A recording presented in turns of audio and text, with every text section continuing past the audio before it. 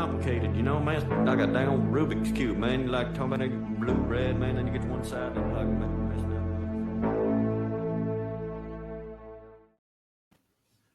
All right, Thomas777, welcome back to the podcast. How you doing? I'm very well. Thank you for hosting me as always. Definitely. I'm glad to have you back. It's been a little while, but obviously I enjoy speaking to you. Likewise. So specifically, today I want to bring you back to talk about a kind of a seminal work in military sci-fi, and that is The Forever War, which is kind of a mid-'70s classic. By Haldeman. By Haldeman, yeah. So before we get into it, I do recommend this book for anyone listening to the podcast. It's not particularly long. It's about 250 pages. It's an easy read. But I'll give just a brief summary.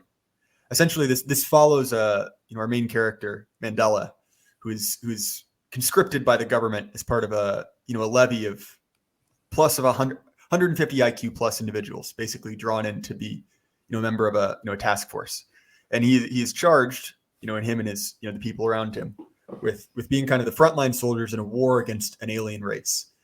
And through the course of it, because of the way faster than light travel works in this universe, is that while you can travel faster than light from your perspective, you cannot according to the universe's perspective. And so while you are traveling, time moves at a dramatically faster rate. And so we see through a series of snapshots where our main character, according to his time, ages roughly 5 to 10 years. In actuality, this goes through essentially epochs of human civilization. So he kind of pops out back to normal, quote unquote, time, and we see human civilization when he leaves, a few decades later, far in the future, and then almost unfathomably further in the future. And so this kind of gives us an opportunity to both see how the author assumes civilization will go at kind of certain states. So anyway, that's a very rough thumbnail sketch of it. But anyway, Thomas, when did you find this book? Probably right around high school. I was always interested in science fiction, and particularly military science fiction, which is an actual subgenre. Like Jerry Pournelle, who I come back to again and again, not just because I enjoyed his sci-fi work, but he was a real Renaissance man of a certain sort that during the Cold War was able to thrive. And Pournelle was one of the driving elements behind SDI, Strategic Defense Initiative. And he published several volumes of a collection that was literally titled "There Will Be War," and Ender's Game that everybody knows about. I think even like a lot of cats your age dig Ender's Game, which is dope. It's a good book. But that was initially a story, like a novella that appeared in There Will Be War. And the Cold War really did give rise to a true like subgenre of military science fiction for obvious reasons. And sometimes the stand-in for the OPFOR was a highly advanced alien race. Other times it was literally the Soviet Union Warsaw Pact, just 50 years in the future. And the weapons utilized and the platforms utilized and munitions utilized were things that could very easily be developed, and in some cases were. But I was at Cold War on the brain because of my dad and stuff. But then, as the Cold War came to a close, that's kind of like when I started doing a lot of my own writing. And I've told people before that like Steel Storm was something I always had in my mind since I was like 12 years old, which is true. But I was in a phase where I was devouring like all the sci-fi I could. And that's when I got turned on to Heinlein, Starship Troopers. I got turned on to Armor by John Stakely, which is fucking dope. The Forever War I read, I think, when I was around 17, 18 years old. And it made a big impact on me. And here's why. I mean, not just because it's a super compelling story, but Haldeman dropped that book in 1974. And there's been a couple editions where some of the historical references are tweaked, to bring it more up to speed. And the original work, the Fast and Light Travel was accomplished sometime in the mid-90s, like very much by accident. Okay, as like most massive technological leaps aren't like the Manhattan Project. They're somewhat splendidly accidental. And it's hinted at in the Forever War that FTL travel is almost kind of stumbled upon, and this just changed everything. So by 1997 or so, interstellar warfare is a reality.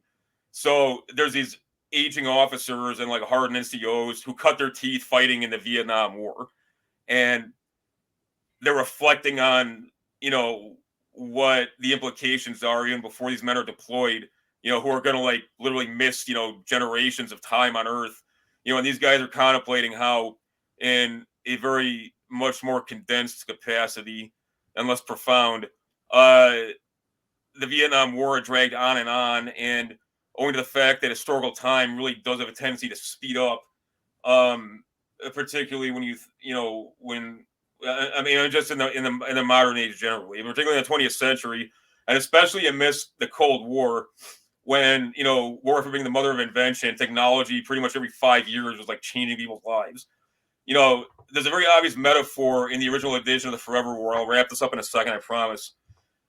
The guys who initially deployed to Nam, like 63, 64, 65, they were dudes these were dudes who came of age in like Eisenhower's America, and the country actually was very mobilized and motivated to go to war with the communists.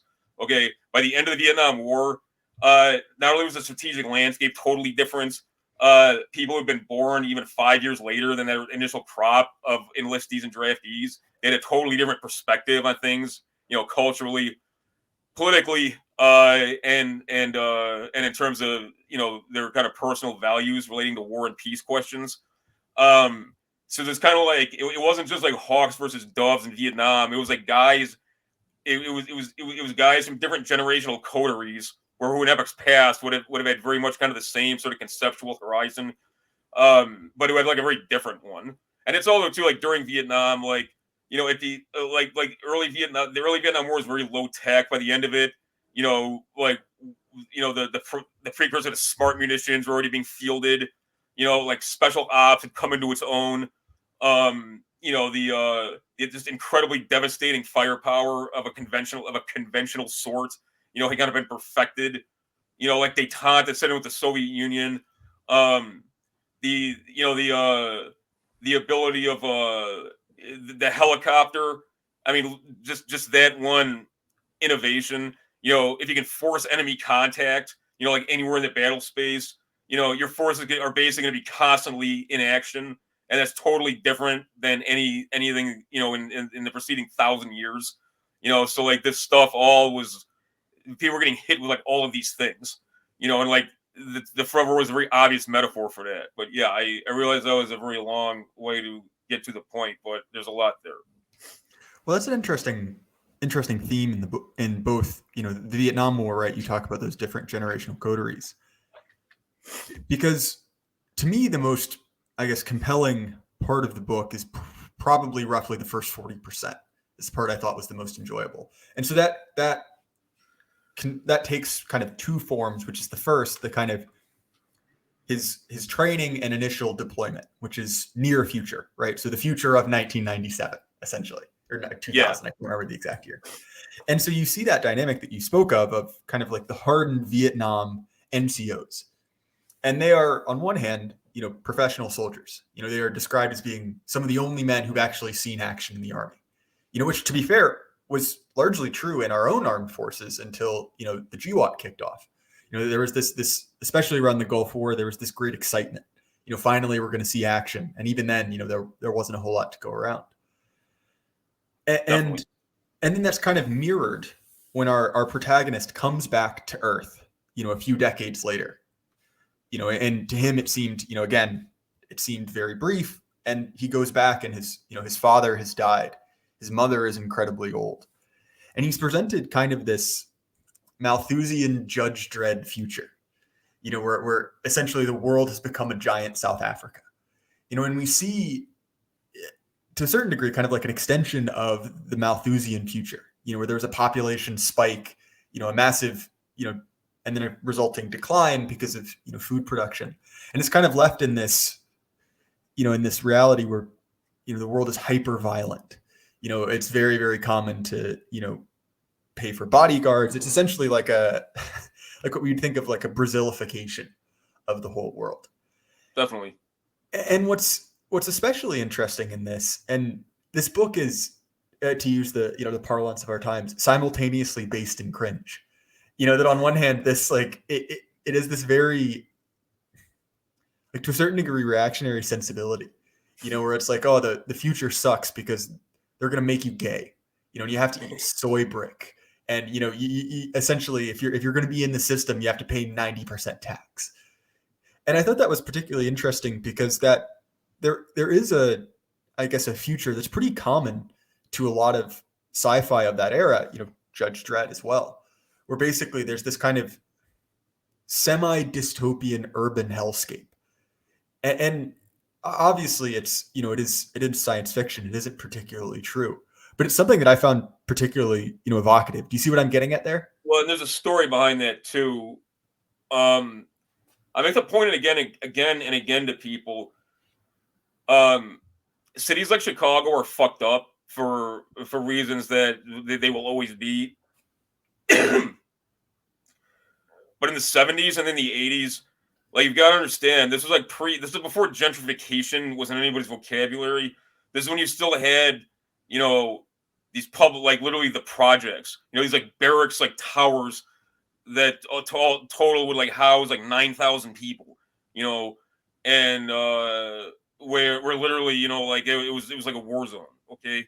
And cities becoming obsolescent really by the late 60s, early 70s. This caused huge problems. And then, when Gerald Ford began to refuse to bail out cities when their bond rating, when they basically became insolvent for practical purposes, this caused huge fucking problems. And there was all these people who, people like desperate to get out of the city. It's not like you had a ton of options, unless you were quite wealthy, and that's why there's like whole towns that like white flight built. Okay. But so that's the perspective. It seems like weird today, like, to think that way, because it's like, well, you could just like get the fuck out of the city, or it's like, oh, hey, like Chicago's bad, or like, or like wherever is bad, but you can, it's like contained, or like you can avoid that shit unless you're like truly like impoverished. Like, it was not like that in like 1975, so that's part of it. And yeah, overpopulation. I make the point again and again to people. Overpopulation, that was like the global warming of its day, and like everybody just knew that this was like the big problem of the 21st century. And if you didn't know that, you were considered like an idiot, or like somebody who couldn't accept reality. It was like literally like everybody from like Robert McNamara to like Bob Dylan was like, oh, of course, overpopulation is the going to be like the primary challenge of the next 100 years. I mean, by the 1990s, this was like not even an issue anymore. But it was just something like everybody, quote, knew. So like the idea was that, well, by birth rates like 1969 in the third world will be constant. So by the year 2000 there'll be 20 billion people in the world. And that's fucked up reasoning for all kinds of reasons. But yeah, I just wanted to insinuate that. All right, and that's what I mean. And there's simultaneously what and don't get me wrong, this is an observation, not necessarily a complaint about this book, because I enjoyed it quite a bit. I actually got turned on to it because Morgoth's review was on Alex Kashuta's podcast, and it was quite a good episode. But he name dropped this book. He mentioned that he'd been going through it, and so I was like, all right, well, you know what, I enjoy the genre, and it's a name I've heard before. So I checked it out, and I did get a lot out of it, and it's both interesting as a work of narrative, right? It's compelling, there's ideas in there, but I also enjoy it as a time capsule of the era. A period piece. You see what I mean? That you can see the concerns and the beliefs that someone would have had of that era, because it's one of my biggest pet peeves in general. And you see this particularly among those who have really like embedded in their brain Whig history, the idea that, progress is this eternal unwavering, torch kind of leading us on. But it's this projection of your own values upon the past, like, oh, well, why didn't you just see this? And so to me, this is interesting because from a certain perspective, the mid 70s are not that long ago, really. Like, you were born in the mid 70s, this is well I'm within pretty the old. limit. I was leaving you an out there, Thomas. Yeah, no, go ahead. I'm Leaving you okay an with out. it, man. But yeah, like, go ahead. But nonetheless, but it does provide kind of a useful check on that, because, like you said, you can see, well, what is the main concern with the future? Well, overpopulation. And obviously there are still people kind of crowing about overpopulation now, but it's much less of a looming problem. Like there have always been Malthusians. There are always these kind of like, weird, eco-gnostic types. But nonetheless, it is interesting to see like, oh, the end of the world has been predicted for quite a while, but the specific end seems to change every couple of years. And that was just something I found enjoyable. Like, Roe v. Wade, and I mean, Ruth Bader Ginsburg, I mean, it was like terrible person, but she was actually pretty plain spoken about her values. Roe v. Wade was all about addressing the looming Malthusian crisis and the problem of, dysgenic breeding. It was not about like, we need to give women a right to choose. I mean, it might have been sold that way by some political action committees, but if you read the language of it, which I have to assume like none of these people who like treated Roe v. Wade like it was some sacred writ, like actually read the decision. Like I studied it pretty in depth because like I had to in law school, and frankly, like one of the only things that kept me awake in law school was constitutional law. The entire opinion, first of all, like Brown v. Board, it's not a legal opinion at all. It's this kind of bizarre sociological screed passed off as jurisprudence, but it's Malthusian eugenics. If we don't allow abortion on demand, there's going to be 20 billion humans, and they're going to be fucked up humans of the wrong kind, and it's going to be misery, times a billion, and we can't have this, and the sky is falling. Like that's what it is, and that's why it was overturned, frankly. Yeah, go ahead. No, that's a good point. And it's interesting because that's one of the solution offered to the Malthusian problem by kind of like the one world government of the future is to quote comedian Sam Hyde, state enforced homosexuality. And I don't know why I don't know why that's so funny, but it's, I mean, where the rubber meets the road, it's not funny because it's real, but it sounds fucking funny. No, it is amusing. It's amusing when you put it like that. And it's interesting because in a, a bit of kind of like brilliant political commentary, we see this trend of kind of like enforced homosexuality at two distinct stages. So the first stage, which is kind of the middle future, which is, where our main character is speaking with his aged mother. His mother is in, I believe, her 80s, and he's still, 25 years old. Yeah. And so at that point, it is socially acceptable. Kind of, this is what you ought to do. And it's interesting because we also see kind of a snide comment, which is not something that could be written now, where our main character is like, I'm a pretty liberal guy, but I'm not so convinced about the homos. He uses a different word in that one. But, again, being nice for YouTube.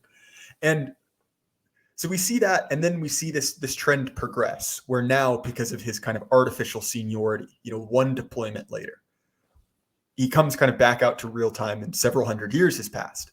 And at this point, kind of widespread eugenics is practiced. We've seen that at least at this point in the future, the racial groups have kind of merged into one through essentially a force of kind of like state breeding control.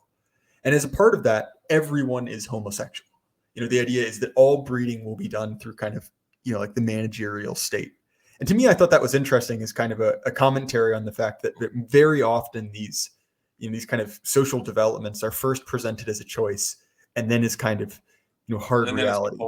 Yeah. Well, it was even amidst, what the enemy refers to as the quote sexual revolution, even amidst that, Haldeman was very prescient, and the way he viewed homosexuality as being employed, as a social engineering mechanism. Okay, and there was something peculiar in a lot of 60s and 70s sci-fi, some of which was very, very subversive, deliberately, and frankly perverted, quite literally. There's this very strong emphasis on sex and the kind of manipulation of sexual mores for reasons, some, but for where within the stories I'm describing, it was presented as being utilized for cynical reasons by those in power, as is a tendency as old as the stars. but also as a kind of means of liberating people from these like staid mores that preclude them from being happy. And there's a lot of stuff because science fiction, especially in those days, was really kind of it was truly subcultural. You find some pretty fucked up things in a lot of sci-fi. I A Toy for Juliet is a short story by Robert Bloch, and there's a sequel to it by Harlan Ellison that was included in the same volume. And I both of those stories are kind of horrifying, and they're not what I'm describing. They're not trying to sell some perverted ideological narrative on anybody. But what was prescient about it, what's disturbing about A Toy for Juliet is that basically it's like what E. Michael Jones was talking about. How like Desaad was as much a political revolutionary as Leon Trotsky, and he conceptualized himself as that. And what you see today is really kind of like the legacy of Desaad, okay, ideologically speaking. And in A Toy for Juliet, that's really the kind of sexual sadism that becomes normal in this post-apocalyptic hyper future. It's really born like more of nihilism than like a desire for people to kind of be transgressive. Like initially that's what it was, but eventually, like all that matters to these people is sensation, and they've got a completely like value neutral sort of orientation towards sensation, and what pleases them are things that are more and more extreme and that inflict pain on others, like incidentally, not because there's no value for human life or the integrity of the human body anymore, or the intimate moral core of the person. But if you murder people or having sex with them or subject them to horrible, unspeakable tortures, the fact is that the sensation is a sort of zenith of experience, that is possible by way of the flesh. And obviously, like stuff like Hellraiser got into that too, in a more like nakedly horrific capacity. But that's a very real tendency. It's literally sadism, which comes from the root of sadism, and most people are not particularly hip to that, like today or even in the past. And I've noticed when people, if I refer people like E. Michael Jones, they'll be like, "Oh, he's just some weird Catholic or something." Like I'm not. I don't think that. I'm saying that's what people take it as, or like, "Oh, that's just religious bullshit."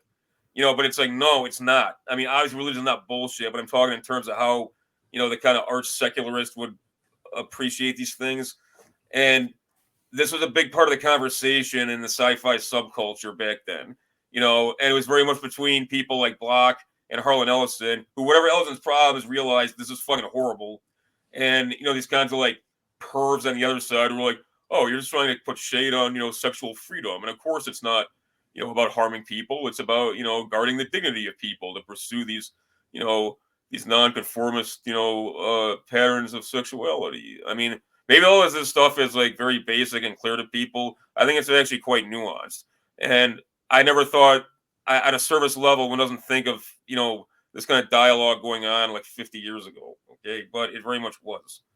That's all I wanted to get out. I feel like it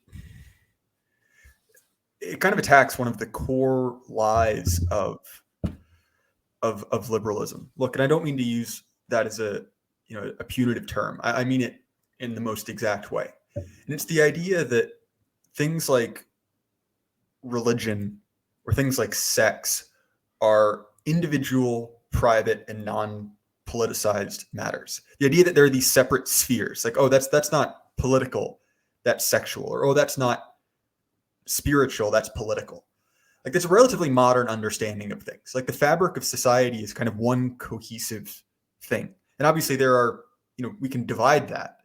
But the idea that, well, and this is incidentally something that kind of comes up, out of the mouth of our main character here, the idea that, oh, well, if it's your own business, if you're doing it to yourself, and this is not like an explicit like political book, but you just see it in kind of what was, the generally accepted ideology of 1975. It is interesting. It is interesting to me that, that is a radically political idea in the context of history, but is presented very much as the default. Like, oh, well, you're not, and you see this in kind of like the exclusively care harm foundation where, well, as long as you're consenting or as long as no one gets hurt, and it's kind of the one, I guess, the one ruler by which any action can be considered moral or not. And it's not a particularly it's not a particularly good one, not only from just like a moral or spiritual perspective, but also because that kind of truly satanic in like a Milton sense desire to experience sensation. That Well, it idea to kind of also, like free yourself from limit, free oh, yourself from restraint is yeah, absolutely. Well, there's two things going on. There's a nakedly moral dimension, which obviously is paramount, and of course is true. This idea that you can extricate behavior from morality, or that the metric of morals is this like strictly utilitarian one, whereby if activity isn't coerced, or so long as it's not harmful in some mortal corporeal way, then it's not only not a harm, but arguably is a positive good. But there's also, I make the point a lot, and it sounds like I'm going very far afield, but I'm not. I make the point a lot about Hobbes, and something that's peculiar about Hobbes is that Leviathan, on the one hand, is the most brilliant political theoretical text of the modern era. On the other hand, the ontological account of man as a political and sociological animal is absurd. And it seems like those two things should not be able to coexist within a common intellectual framework, but they can. And that is a little bit outside the scope of our discussion. But the entire the idea of the quote state of nature as man's original situation is absurd, because it's literally a thought experiment that has no basis in reality or human life. Like, you're not born as this individual man who's this abstract integer on this kind of blank piece of paper, and you decide, oh, I'm going to identify as part of this family because this is my mother and father, and I speak the same language as these other people. I think I will join that tribe. And oh, these other people are somewhat like us. We're going to decide to be a nation. But that's literally the way. I mean, it sounds like I'm making an idiot's caricature of capital L liberal ontology, but that's literally like what they posited. You know, so if you're going to declare that, like, well, man's kind of like this like integer removed from, like an organic experience of life, and who's not born to these, perennial associations, and that he's just like making these like various choices as to like what his like associations will be, like both severable and permanent. And then from there, there's obligations imposed upon him as well as reciprocal benefits. And in his mind, he's analyzing like, which column contains, more proverbial check marks, then deciding like what is the most beneficiary. Like that literally has nothing at all to do with human life. Okay. So if you're going to transpose that to kind of the most basic social endeavor of man, which is his identity and like the conditions he's born to that shape his identitarian concept. Basically, everything after that becomes something that's like abstracted from actual like human morals, and actual human values. So sex just kind of becomes this. Well, maybe it becomes like a consumer preference, and it's like, well, so long as I'm not, like raping women or attacking children, like what I do sexually is just kind of like what I like, what like my favorite foods are, or like what colors I like. That's kind of the basis of it. So even before, like, obviously, there is very purposeful subversion, particularly by a certain population of people who shall not be named, as well as other people who just had a very partisan ideology that dictated that social structures and hierarchies should be torn down, who like very much subverted this further. But that really is like the seed of that sort of intellectual tendency, if that makes any sense. No, it does. And it's interesting that we actually see in kind of the third section of our book, where our main character is fully separated from anyone of his era. It was only among kind of the new men. And the new men are very much kind of the actualized version of that, fully atomized individual, right? They have no families. They are assigned to their position in society by, this kind of like social planning apparatus. They're ethnically homogenous. They're all, homosexual, and they're all essentially given to almost any vice as a consumer choice. So there's a doctor character who's not particularly interesting, but she does, just engage in, like recreational hard drug use on the job, as is seen, as a relatively common thing. It's implied that she murders someone, to get out of a trial, to spare the expense of a trial. And this is both shown as very, matter of fact things.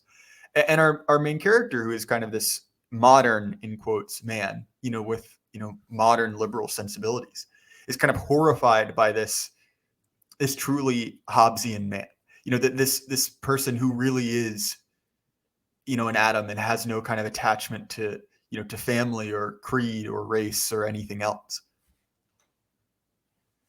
No, exactly. And that's the whole thing too. I mean, if you want another example, it's more timely. I mean, maybe timely is not the right word, but that's more proximate in historical time than Thomas Hobbes. Take like John Rawls, and at least I realize again too. I'm old and I'm okay with that, but for until the late '90s, early 2000s, like if you took like an ethics course in college, like whether you were at like a big city college like I went to, or whether you were at like State U, if you're looking at ethics or political theory or sociology course, you'd read like John Rawls versus Robert Nozick, okay? And Rawls was the consummate, like social justice liberal, and Nozick was, the Rothbard, Goldwater libertarian, kind of like of the intellectual like right. I mean, he didn't identify. He was claimed by libertarians. I don't know if he identified with that or not, but Rawls, he's got this like endless like horrible volume. It's like 900 pages. It's called A Theory of Justice, and its reasoning is totally tortured. But Rawls' utopia is a quote veil of ignorance, where nobody's aware of anybody else's like race, ethnos, familial origin, like sex. So like goods, as he calls them, some of which are material, some of which are social and intangible, are just distributed without regard to anybody's identitarian characteristics. Like that's basically an ant farm. Okay, I don't want to live in an ant farm because things like people having personalities and cultures and like women being women and men being men is inconvenient to government. Okay, and if you think that way, you're incredibly fucked up. I mean, this is like these kinds of people I think would find the Khmer Rouge to have like sound ideas on government and aesthetics. Like, and even without even without the mass homicide that is the only thing that can facilitate such a modality, like why the fuck would that be appealing? It's like unless you're literally like an insect or some fucking like meat robot. Like what could possibly be desirous about that? Well, and it's interesting you bring that up because in kind of the final ultra far future, where war has been abolished, right? It is specifically abolished by quite literally making a race of human clones, kind of with one hive mind. And on one hand, this is a utopian future. There's no more material want. There is no conflict. If you are an original human, you can essentially go to these perfect garden planets to maintain a relatively stable genetic population. Just as an afterthought. Being put on like a galactic pantry shelf almost. Yeah. And on one hand, you can read that as kind of this like hopeful, like John Lennon imagined future. But on the other perspective, it's quite horrifying. The humanity's fate is controlled by this, by this essentially, hive mind of perfect clones, who all think the same thoughts. It's like Yaki said. Like, think about, and this is more a 20th century conceit than a 21st century one. But the thing that I mean, speaking of John Lennon and people like that, these people would bandy about like, let's end all war. It's like, well, the way you do that is by ending like all human passion and like ending all human cares. So I mean, yeah, I guess like a giant nursing home where nobody cares about anything or anybody, and there's no passion, there's no love, there's no hate, there's nothing in between. There's just kind of this like last man nihilism. Like, yeah, there wouldn't be war, but you'd also have a totally pointless society. And I'm not somebody who like loves violence either in a concrete way or in an abstract way. I certainly don't like at all. Okay, in some ways, I worry sometimes I'm soft because like it puts me off profoundly. But without like a world without violence would be like an anti-human world. Okay, like humans need passion as much as they need reason. Like passion must be subordinate to reason. But like, how would life be worthwhile if you didn't love anybody and you didn't care for anything and like there's no passion that moved you to create? You know, like you wouldn't be a man. You'd be some sort of highly functioning animal. You know, and like why would that be desirable? That would be horrible. I'm really trying to do this, man, but I got to refill my water because one of my rheumatoid meds, I'm like really fucking dried out. I'm sorry for interrupting the proceedings. I'll be back in 2 minutes, I promise. No worries. It's fine. Okay.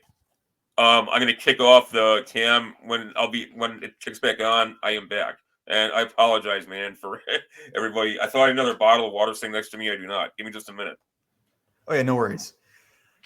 I'll pick up the torch for him while he's gone. I completely agree with what he says, and I feel like maybe this is an idea that kind of comes from Thomas and I's common intellectual heritage, dissenter Protestants. But there's this idea that the human being is perfectible, and even if it's that kind of like Bugman, Khmer Rouge style of perfection in quotes, that it's a goal that can be striven towards. And look, I'm no fan of Thomas. I won't say I'm not a fan of Thomas Sowell. I'm not a slave to him. He has his faults, and I'm be the first to admit them. But he understands this idea of the constrained versus the unconstrained vision. And if you're operating under the constraints that you and I, or what I would consider really the right, quote unquote, it's that there is kind of a darkness to human nature. There is a violence that is the reverse image of passion. And if you believe that can be eliminated through social planning or genetic engineering, you can essentially justify anything. And this is really what the core of all of these like truly horrifying social planning regimes of the 20th and 21st century is this idea that human nature is something that can be overcome through just adequate planning. You can make a spreadsheet, and if you make the numbers balance, well, we can make humans that are these kind of like non-violent integers. Well, yeah, but it's also too, and I don't think I'm going. I mean, this is not timely. I think this is material, and not too far outside the scope. I think about this a lot. I mean, part of it's just like getting older, but part of it is, I mean, frankly, like I think about things a lot, not because like I'm such a fucking deep person, but it's like I am a writer, and that's in part like how I make a living, and I just like an introvert, and like I think about stuff, like a bookworm. Like I'm not like really like a man of action. Like the times I find myself like with passes for action, it tends to be because like I fucked up or like I ended up in like weird situations because of like mistakes I made.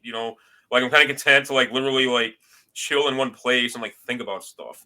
Okay, and I made the point the other week. I think on my timeline or on my Substack about it. Like there's this weird obsession in terms of the normie culture with like quote trauma, and everybody talking about like they're traumatized by this or by that.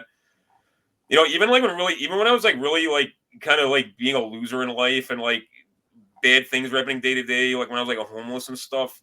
Like there was actually some like interesting in things that happened then, and that like I learned a lot of stuff from. In part because like circumstances are pretty critical, and some frankly profound things happened. I mean, not in like universal terms. I mean, in my own like small existence, because like a few times like I almost died and stuff. But it's like I can't like look at that whole experience. Yeah, I definitely do not want to go through something like that again. But it wasn't just like 100% bad. I wasn't like traumatized by it. I don't like wake up in cold sweats because like I went through that. It's like, yeah, that sucked, but there was also like a lot of things I learned about myself and other people, and I was able to shed a lot of my fucked up and immature ideas, and like a lot of my selfish ideas, and I think it like made me like a better person, and like actually like brought me closer to God. Not because I'm like better than anybody, but because like it helped me realize like what's really important. I was like talking to my buddy who was like in heavy action in Iraq, and he said the same thing. He's like, going to war is not, it's not like fun in terms of like, like going to a fun party or, like hanging out and kicking it with like a pretty girl. But it is like fulfilling and stimulating in extreme ways. And, anyone who tells you like it's just 100% bad, like that's ridiculous, So yeah, aside from the fact that if we were to extricate passion from man's like soul and psyche, like a surgeon would extricate or excise like a tumor or a cyst, you'd be left with like a person who was not capable of anything creative or worth calling human at all. But there'd be like no actual like significant experiences in life, one way or the other. Like nobody would develop spiritually, or nobody would come to know God. I don't think. Well, and I recently went through Gottfried's book Anti-Fascism, and one of the things really he brings up is that all of these kind of features of the therapeutic regime, the Nuremberg regime, is this obsession with the quote unquote fascist personality. There's this test, the F scale, which is kind of like horrifically dystopian. You can research that in your own time, folks. Yeah, the authoritarian personality. Right, and it's this idea that a belief in struggle, that struggle is inherent to existence, that struggle is inherent to humanity, or the belief that struggle is redemptive in a way. This is an idea that you even see in people like Dostoevsky. That there is a refining process in going through something hard and strenuous. But that is a profoundly, and I put this in heavy quotation marks, that is a fascist idea. And so to me, that kind of interplay between, on one hand, our regime's crusade against fascism, and on the other hand, this kind of like this obsession at a cultural level with therapy and trauma, where anything negative that happens to you, well, there's nothing redemptive in it. It's something you have to examine and pick apart and understand just how much it damaged you. And I have a hard time because there's, one or two guys in my life who are, big proponents of therapy. And I get it. Like, fair enough. Like, if you have an acute issue, maybe it's helpful. And I understand that, like, much like you, like I'm not some guy who's, I wasn't in Fallujah, I haven't seen a whole lot, but to me, there's kind of a sinister overtone to that. It does very much seem like I was saying earlier, that this isn't a neutral thing, that there's kind of a series of, spiritual and political ideas embedded in that, institution of therapy. Oh yeah, absolutely. And yeah, it's not, and it's about, it's about social conditioning at the individual level, to conform with social engineering at the communitarian level. But there's also like something like unmanly and self-absorbed about it. I don't want to get like too personal or TMI, but like when I was on heroin, like my friend Kevin, like he overdosed and he died, and I was staying at this shithole motel. Like some of the rooms like double as a trap house. So like, I had to sit there with him. I didn't have to, but I didn't know what to do. Okay, and I wasn't gonna like leave him, obviously, because he was my friend. So like he was dead, and it took about 12 hours to wake up the nerve to like call the paramedics. Because you call the paramedics, at least in Chicago, like the police are gonna come too. Okay, and I knew that was gonna happen. Okay, and I ended up getting arrested, and all these awful things happened. But I wasn't held liable for his death, and I wasn't, as a matter of fact, or as a matter of law. But I felt fucking horrible about that for like a long, long time, man. And I remember talking to like my minister about it, and when I was like, after like I got my life together and stuff, and he's just like, it's not your fault, and he's like, if it was your fault, I'd tell you to like go back and find those police who arrested you and tell them what really happened. But he's like, what do you want? He's like, you think there's not other people running around who have regrets? He's like, you don't know what any man or any woman's burdens are. He's like, why are you so special that he's basically telling me like, look, this is like a cop out if you're gonna say like, oh, poor me, like I feel guilty about what happened to my friend.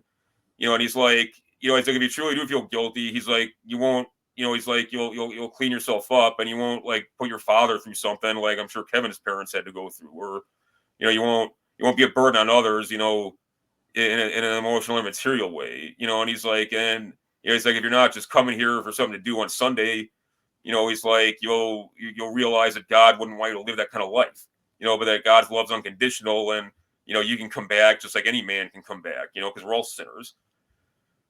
And maybe that sounds corny to some people, man. And I went to 10 years of Sunday school, and I've always been a Bible prod, but I definitely had like fallen away from my faith. And like I realized like my pastor was absolutely right.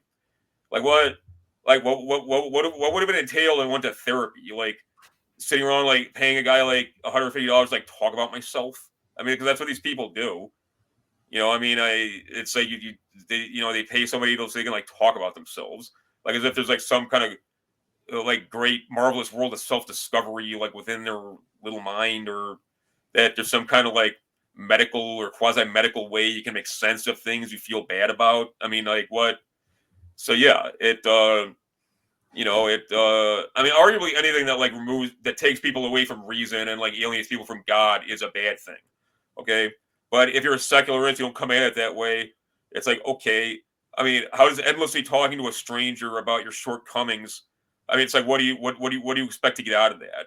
Do you want, is this guy, this lady like a father or maternal figure whose validation you need? Do you just want to talk about yourself because you're that basic?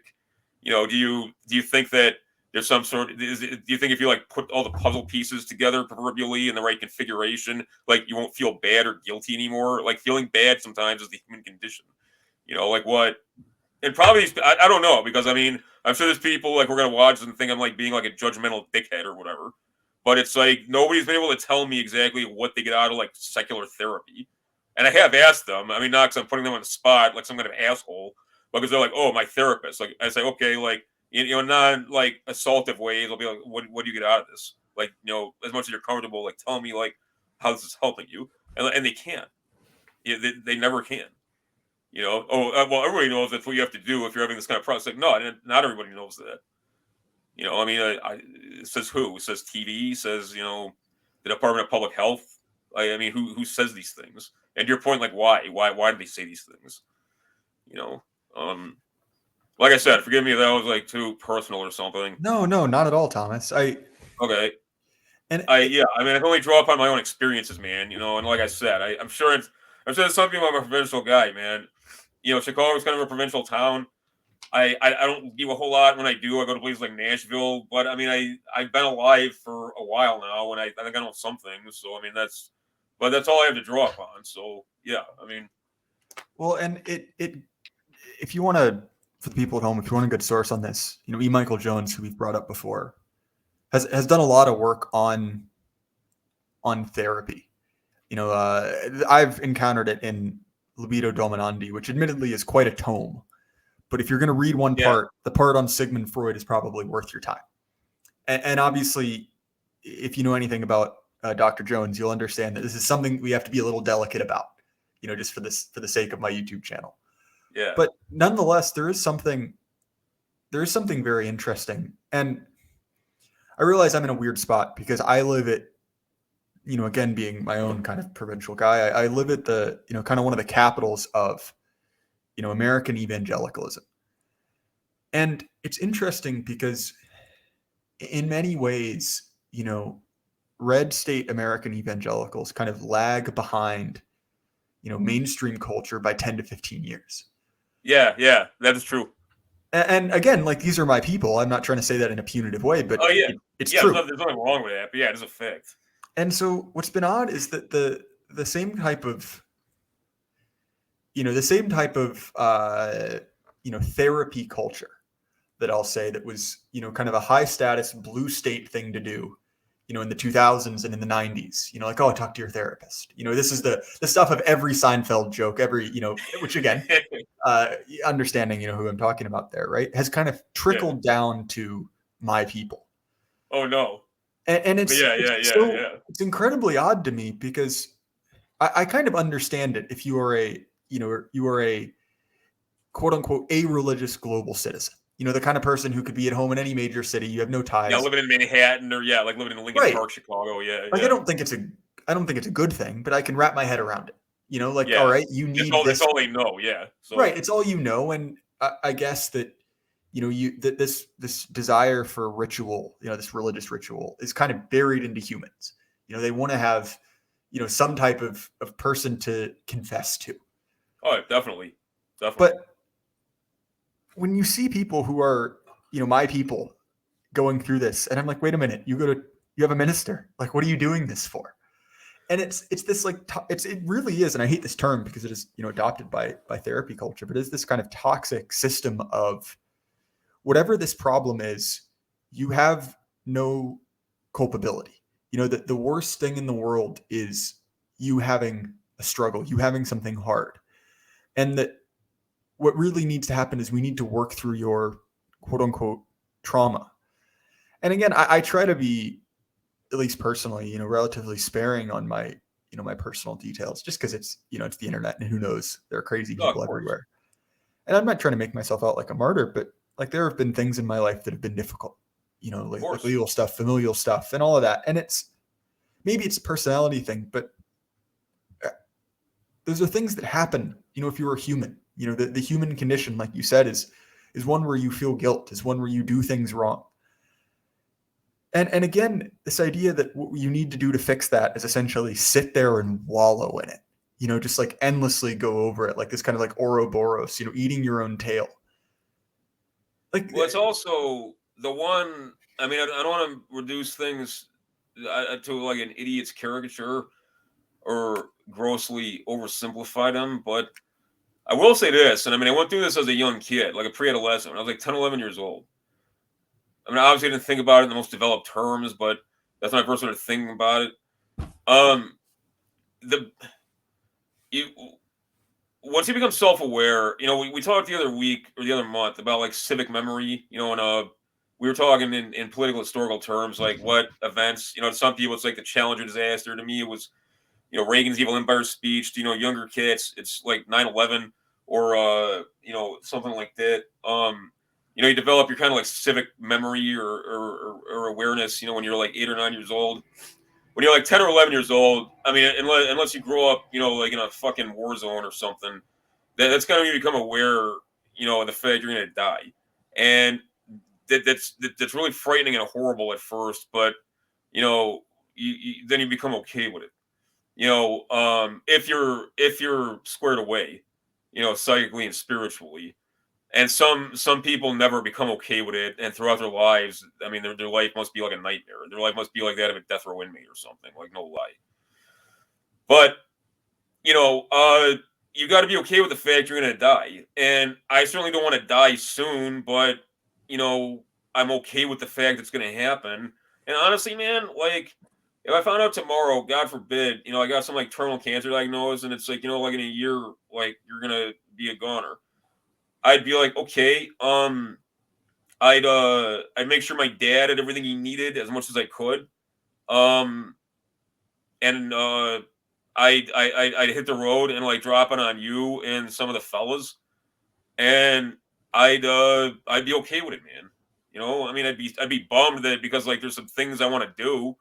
I mean, not like go windsurfing or like like make out with a lot of girls or something. Like, I mean, there's nothing wrong with those things. I mean, in terms of like writing stuff and like leaving a legacy, I'd be like, fuck, because I think I have something to offer in that regard. But I'd be okay with it, man. There's nothing to be afraid of. And like once like that doesn't bother you anymore, like everything's okay, man. Like what. I mean, I guess things are never like okay in terms of like your ideal existence, but what the fuck's an ideal existence? Like, yeah, I never feel bad day to day, man. Like, I mean, I miss, there's a few people, like my mom's one of them, my brother's one of them.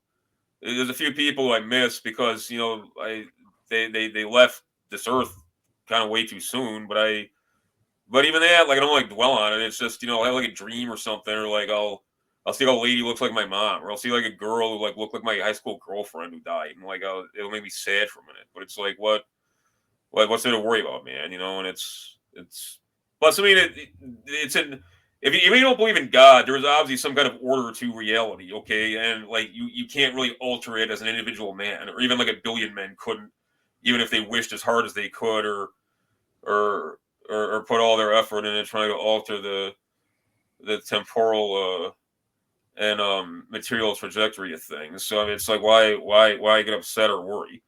You know, I mean, I can't.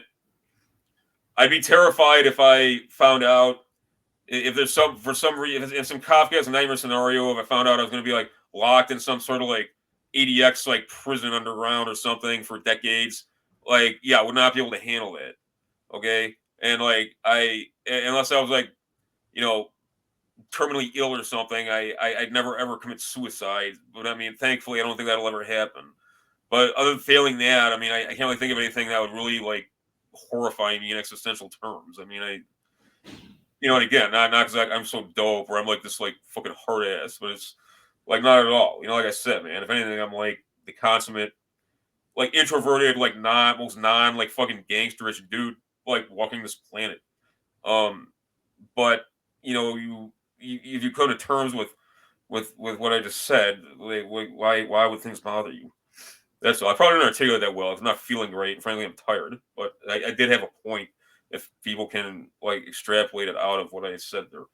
No, that's well said, Thomas. And to me, maybe I'm just a a huge softy, and I'm open to that. I'm open to that criticism. But one of the things that makes me I'm hesitant to use the word hate, but hate's pretty close to it. Whatever you want to call our regime, the GNC, the Nuremberg regime, whatever you want to call them. Among their worst sins I guess, is stripping normal people of the transcendent. Oh yeah, that's a grave evil, man. Yeah, absolutely. Because look, like I've said this multiple times, and I mean something very specific by it, that believing in God now is radically different from believing in God 200 or 300 years ago. It is to a certain degree, it is and it always is in kind of a cosmic sense, an active decision. But I mean that it's much more difficult to have transcendence by default. Like it is something that is you have to seek out. And Definitely. obviously it's who knows, when you're my age, you're 23, how you'll feel. And look, like everyone has these kind of like brushes with mortality. But you and I have kind of this, this assurance that of kind of continued existence in a certain sense, right? And that does kind of enable us. And the first that I want to quote is my my fiance's grandmother, who is relatively aged, and she's a lifelong dissenter prod old Presbyterian woman. Yeah, and she's hilarious because well, man. On one hand she lives she's in good shape, relatively speaking, for a woman in her 80s, but she's she's kind of the last one left of her generation. She was born she's born pre-war. Her entire family, all of her friends are dead. And don't get me wrong, like she still has joy in her life. She has grandchildren and friends and the like, but she is very matter of fact about death. Like death is not something that is terrifying for her. It is kind of the natural conclusion. It's one that she maybe is a little bit too eager for in certain contexts. But that idea, and look, it doesn't necessarily have to be from our tradition. Other traditions manage to offer some kind of plausible explanation. But there is something just incredibly cruel about taking that away from people. About leaving someone in a world where this is all that there is. Well, I'll do you one better also, or not better. I mean, I'll add to your very significant point. One of the reasons why my fiction, I'm not being a shill. I'm drawing upon this because it's to demonstrate that it's something I think about a lot. The concept of epigenetic memory and the transmission of literally the transmission of consciousness across generations that would constitute a kind of like literal immortality. Okay. I believe that's an ambition of transhumanists. Okay, and that's a gross affront to God to aspire to those things. However, the reason why people think in those terms is one of the reasons why tearing out the root of cultures and destroying organic, linear, identitarian structures is that there is a consciousness that is transmitted in common perennially, at the genetic level. That's being demonstrated more and more as time goes on. Okay. And there's a metaphysical aspect of that too that obviously I cannot prove in empirical terms, but that doesn't matter. But when you when you tear out the root of a culture, of a race, when you eliminate their ability to live historically, you're quite literally you're exterminating them from history, and you're exterminating a perennial consciousness that spans millennia, that may even span tens of millennia, and that is a grave moral evil. That's destruction beyond what's really comprehensible in within our kind of normal conceptual horizon. I'm sure that sounds melodramatic as fuck. It's not my intention. I can't think of a better way to characterize it. But yeah, so it's twofold. You're rendering individual people's lives meaningless and forcing them into despair by essentially, punishing them for seeking God in their day-to-day life. And it's also conditions are being created wherein man cannot live historically. So not only can he not find meaning among his own fellows and have intimacy among his own kind, but the process by which consciousness endures over time and culture truly becomes a perennial enterprise is abolished. It's a kind of it's kind of absolute genocide. And that's one of the things I'm trying to convey in my science fiction, because I'm not a philosopher, and if I wouldn't even know where to begin if I wanted to write some text on uh, epigenetic consciousness or whatever. I mean, there's far better men than I who are far more learned in the topic who I'm sure are doing that. But I write science fiction stories to convey my concern for such things. But I got to raise up in a minute because I got to go live on stream in a few hours, and I got a bunch of stuff to do before that. But this was dope, man, and we can do this again this weekend if you want to, or anytime next week. Yeah, definitely, man. Thank you so much for coming out. I really appreciate it. I think this was a good episode. No, this man, one, you're the one who did me a solid, man. Honestly, I appreciate you very much. But go ahead. I'm sorry. well, thanks, Thomas.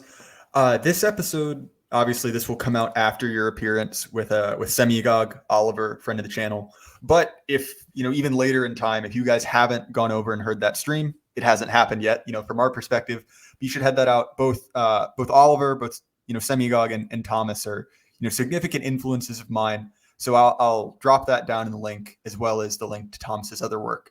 And just an update for the people. What's the status on Steelstorm 2? Well, we are, at least vaguely discussing. It's dropping in January. Imperium Press and I are being terrorized. I don't know why I'm so censored, man. And but our usual printer refused to fucking print it. Then these other people refused to print it. I'm just being madly canceled. Okay, and I'm not full of my own shit. I do not have delusions that I am a famous personage or that I'm at all important or even recognizable. But I get fucked with my content in a way that is grossly disproportionate to the size of my brand, which is tiny. But I'm being entirely serious. So we got to publish it through Amazon. Okay, I don't want to give Bezos money, but there's nothing I can do about this. It's going to drop in January. For the next volume of Steelstorm, or what's going to the book I'm writing about international jurisprudence in Nuremberg is going to drop before Steelstorm 3. Okay, I will figure out how to get around this fuckery for that. Okay, and I'm sorry about this delay, man, but in January it will drop. Okay, and you'll be able to purchase it. Well, great. In addition to your to your long form writing, you also have a Substack, which is well worth everyone's time. Your podcast, Mind Phaser. I was listening to it at work today. I awesome. recommend. Recently, we're talking to friend of the show, Ace. About the American Renaissance Conference. So if that piques anyone's interest, you should check that out. And as far as my stuff, obviously this show is available on YouTube. It's also available on Apple, Spotify, anywhere you listen to audio only shows. And I have a little bit of a scheme set up where the most recent 10 episodes are available for free as an audio only download. But after it falls out of that top 10, you're going to have to pay me, $5 a month, on Substack to get the access to my audio backlog. Or alternatively, if you support me at Subscribestar, which is a alternative to Patreon down in the description, I'll just send you the link so you can have those too. I won't lock you out of it. And those, I don't expect it. It's not a huge thing, but it does help cover the cost of the show, because while I am monetized now, I'm not planning on that lasting, with what we talk about. But anyway, guys, I really do appreciate it. Check out, all the things we dropped for Thomas. And remember, guys, keep your head up. The lie can't last forever. Good night.